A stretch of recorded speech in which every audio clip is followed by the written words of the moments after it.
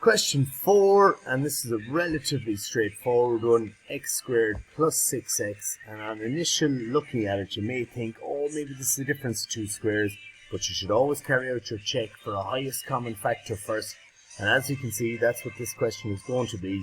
You've got an x squared here and you've got an x here, so you've got something in common. You don't have any numbers in common. It's a 1x squared and a 6. Yes, you've got a 1, you factor that out and you're going to be left with the same thing.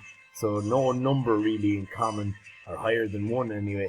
But x squared and x, you've got a common letter there, which is x. So basically you're going to factorize that out, and leaving you with a very simple one here. So factorize out the x, and then you're going to say to yourself, well, x squared divided by red x, you're going to be left with x, and 6x divided by x, you're going to be left with plus 6.